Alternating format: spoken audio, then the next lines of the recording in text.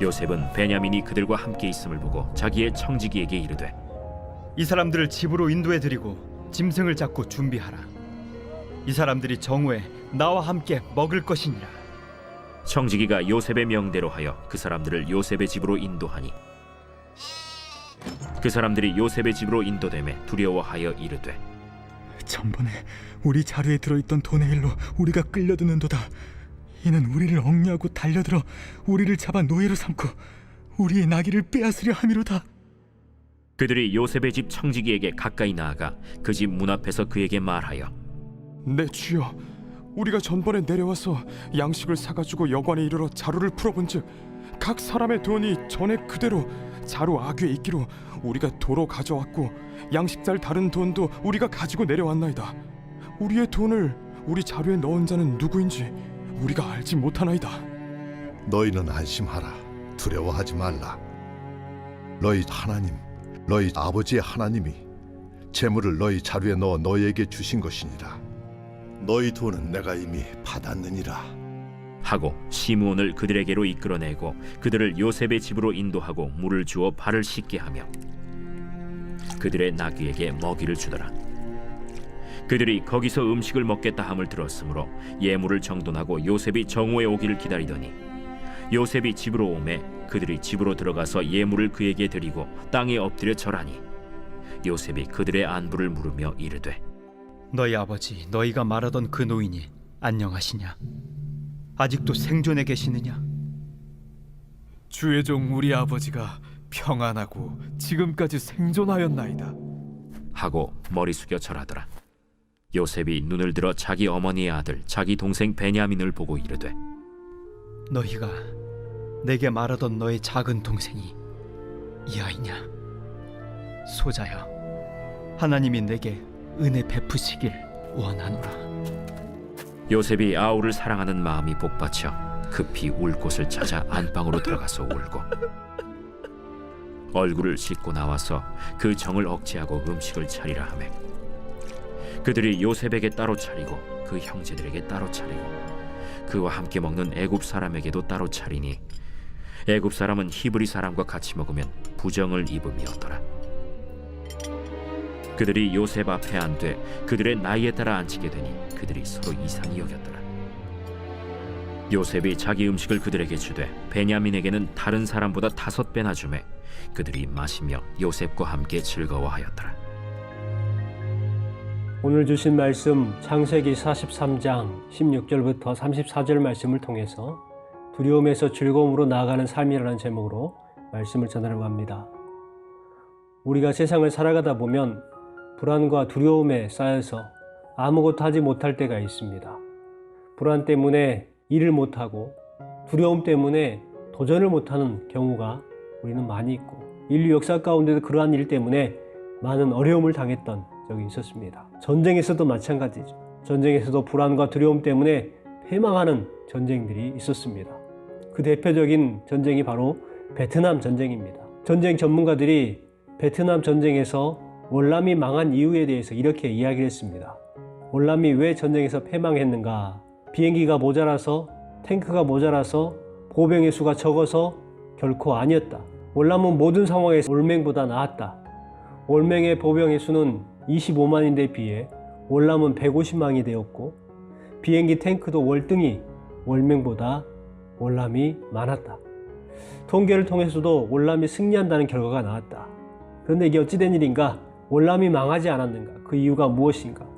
그것은 TU 대통령이 북쪽에 있던 군대를 전략상 잠시 뒤로 물러나게 했기 때문이라고 한다. 월남군이 월맹의 공격을 받고 후퇴를 한다는 소문이 나돌았고 그 뒷받침을 하듯이 군인을 가득 실은 트럭들이 줄지어 남쪽으로 내려오고 탱크, 장갑차 그리고 피난민조차 홍수처럼 밀려 내려왔다. 이 광경을 본 월남민들은 마음속에 불안과 두려움이 걷잡을 수 없게 엄습했고 이제 우리 월남은 월맹에게 졌구나, 이제는 망했구나 하는 불안과 두려움 때문에 싸우겠다는 의욕을 잃어버리고 그렇게 포기했다고 합니다. 그럼을 통해서 월남은 쉽게 월맹에게 망하고야 말았던 것이죠. 우리의 삶에도 마찬가지입니다. 두려움 때문에, 걱정 때문에 근심하며 아무 일도 하지 못할 때가 있습니다. 그러한 때 우리는 어떻게 해야 될까요? 우리는 주님을 바라볼 수밖에 없습니다.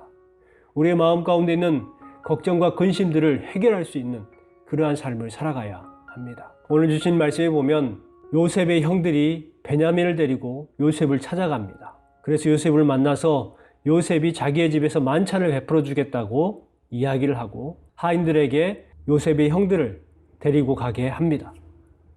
그 데리고 가는 가정 가운데에 이 요셉의 형들 마음 가운데에 두려움이 있었습니다. 근심이 있었습니다. 그럼을 통해서 만찬의 자리에 나아가지만 만찬에 참여할 수 없는 그러한 마음이 되어버렸습니다.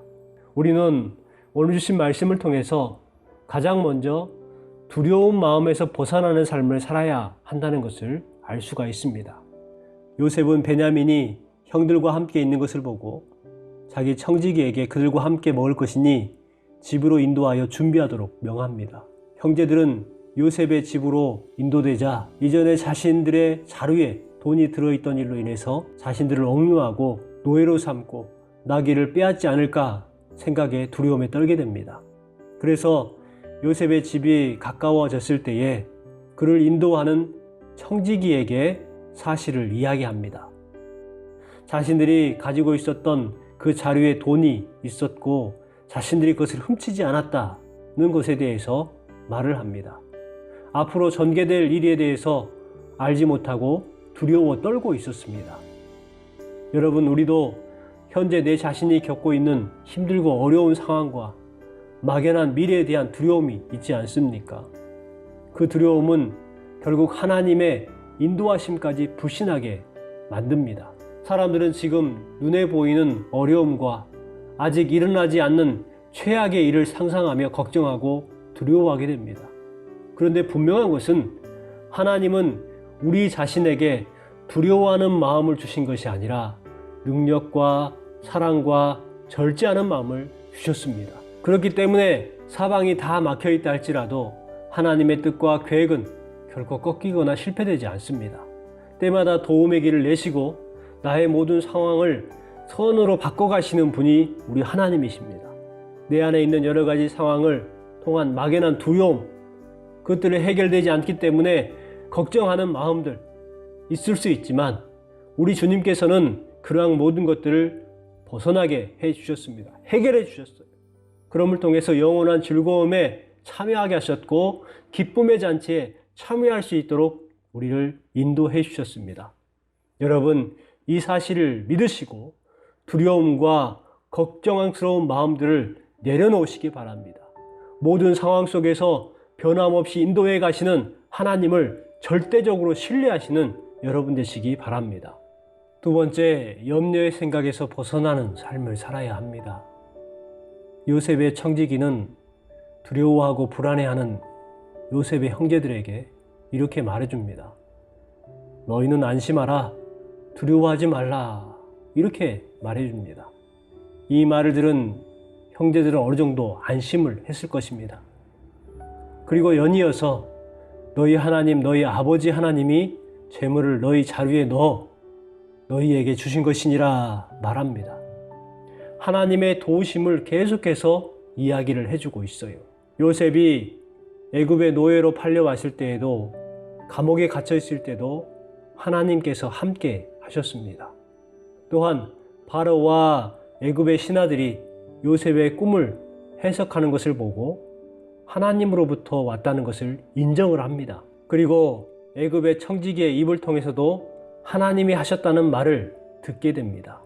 하나님이 일하고 계시는 거예요. 청지기가 시므온을 데려왔고 요셉의 집 안으로 인도된 그들은 극진한 대접을 받게 됩니다. 하나님께서 우리를 인도하심을 통해서 안심을 누리시기 바랍니다. 그러나 우리는 눈에 보이는 여러 가지 상황과 염려로 인해서 하나님의 인도하심을 의심하는 경우가 종종 있어요. 하나님은 요셉의 앞날에도 인도하신 것처럼 우리의 앞날도 인도해 주십니다. 그러므로 염려하지 말아야 합니다. 근심과 걱정과 불안의 생각에서 벗어나야 하는 것입니다. 베드로전서 5장 7절 말씀에 너희 염려를 다 주께 맡기라. 이는 그가 너를 돌보심이라 분명 말씀하셨습니다. 이 믿음을 가지고 나아갈 때에 영원한 즐거움의 잔치에 우리가 참여하게 될 줄 믿습니다. 세 번째, 불신의 생활에서 벗어나는 삶을 살아야 합니다. 하나님의 약속의 말씀은 반드시 이루어진다는 분명하고 확신이 있는 믿음 안에서 우리는 살아가야 됩니다. 요셉이 집으로 오매 그들이 요셉에게 애물을 드리고 이렇게 기록되어 있습니다. 요셉이 그들에게 아버지의 안부를 묻자 아버지가 평안하다고 말하고 다시 머리를 숙여요. 절합니다. 곡식단이 요셉의 곡식단에게 절하는 것처럼 이것을 통해서 그 꿈이 이루어지는 것을 말씀하는 것입니다. 하나님의 약속의 성취를 보고 있는 것이죠.